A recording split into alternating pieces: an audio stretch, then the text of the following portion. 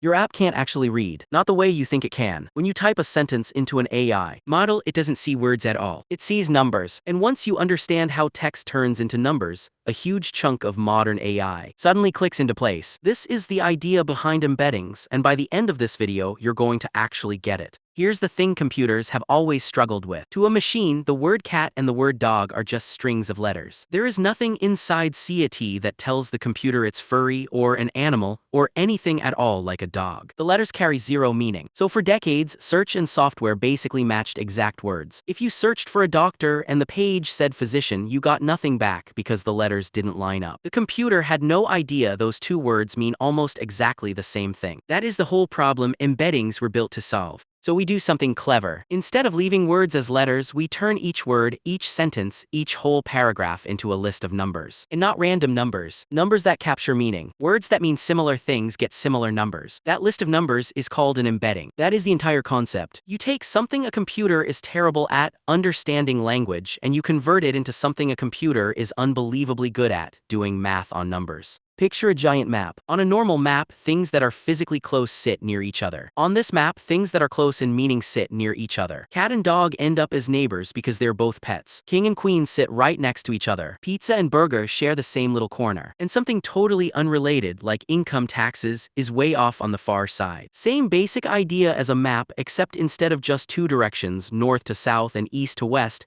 this map has hundreds of directions at once. Each direction captures some flavor of meaning. That list of numbers has a name. It's called a vector. Don't let that word scare you. A vector is just an ordered list of numbers, like coordinates. On a real map you have two coordinates, how far across and how far up. An embedding just has a lot more of them. Each number is one tiny dimension of meaning. And here's the honest part, you will never know exactly what each individual number stands for. Maybe one axis roughly tracks how royal something is, maybe another tracks living versus not living, but mostly it's a blur. That's fine. What matters is that the whole list taken together pins that word to one exact spot on the meaning map. So how many numbers are we actually talking about? A popular embedding model from OpenAI turns any piece of text into a list of over 1,500 numbers. 1,536 to be exact. Some models use just a few hundred. Some use several thousand. More numbers means more room to capture subtle meaning, but also more storage and more cost. The exact count doesn't really matter. What matters is this. Every piece of text, whether it's a single word or an entire document, comes out as a list the same length. And because they are all the same length, you can compare any two of them directly. Now here is where it gets genuinely useful. Once every piece of text is a point in this space, you can measure how close 2 points are. Close together means similar meaning. Far apart means different. The most common way to measure that closeness is the angle between the two lists of numbers. A small angle means they point almost the same direction, so they're very similar. A wide angle means they're very different. That single measurement, similarity, is the quiet engine behind almost everything embeddings are used for. Remember that word, similarity. There's a famous example that makes this feel almost like magic. Because meaning is now just math, you can literally do arithmetic with words. Take the vector for king, subtract the vector for man, then add the vector for woman. The point you land on is almost exactly the vector for queen. Nobody programmed that in. The model figured out the relationship that man is to king as woman is to queen, purely from reading enormous amounts of text. That's usually the moment it clicks for people that these numbers are capturing something real about how words relate. So where do these numbers actually come from? You don't calculate them by hand, obviously. A model does it for you. It gets trained on a massive pile of text, books, websites, code, comments,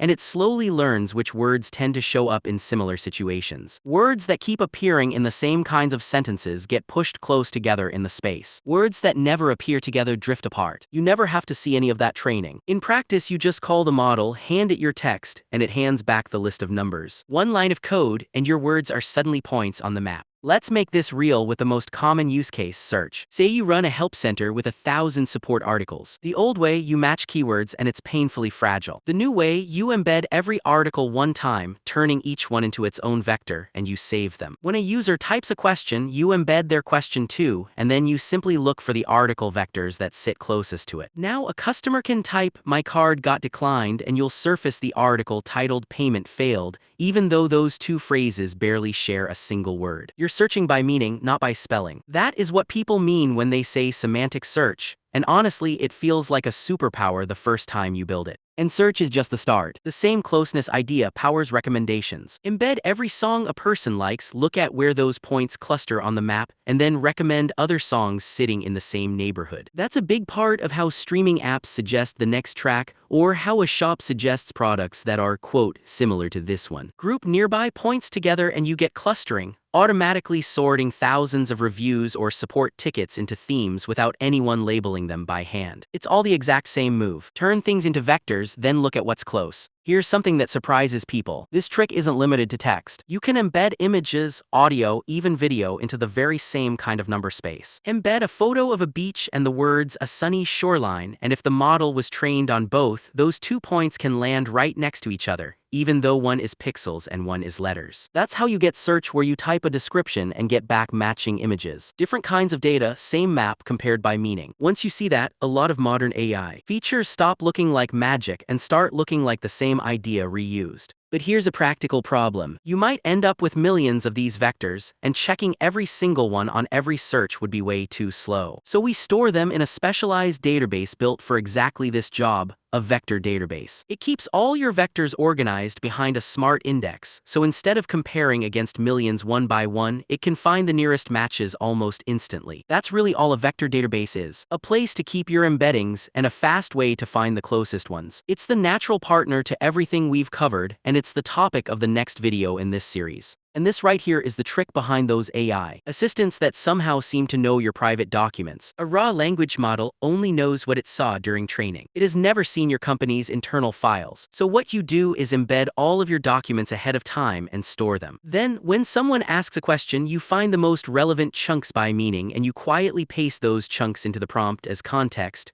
right before the model writes its answer. The model isn't secretly remembering your data. You are finding the right pages and handing them over just in time. That pattern, retrieve the relevant stuff, then let the model generate, is how most real AI apps give a model something that acts like a memory. A few things that will save you real pain if you build this. First, always embed everything with the same model. Vectors from 2 different models live in 2 different spaces, so comparing them is meaningless, like comparing coordinates from 2 totally different maps. Second, don't embed a whole book as one single vector. Break long documents into smaller chunks, a few paragraphs each, so every vector stays focused on one clear idea. If you cram in too much, the meaning gets muddy and your search gets worse. And third, embeddings are not free. Every piece of text you embed is a tiny call to a model, so at real scale, cost and speed genuinely matter. None of this is hard. It's just the stuff nobody tells you until you hit it. So let's tie the whole thing together. 1. An embedding turns text or images or audio into a list of numbers that captures meaning. 2. Similar meanings land close together, which lets you measure how related any 2 things are, using that one idea, similarity. And 3. That single move, comparing by meaning, is what powers semantic search, recommendations, clustering, and the AI assistants that answer questions straight from your own documents. Embeddings are the bridge between messy human language and cold, precise math. And once you can see that bridge, you start spotting it absolutely everywhere. If this finally made embeddings click for you, you are going to love where this series goes next, because vector databases and retrieval build directly on top of everything we just covered. Subscribe so you don't miss it, and I'll see you in the next one.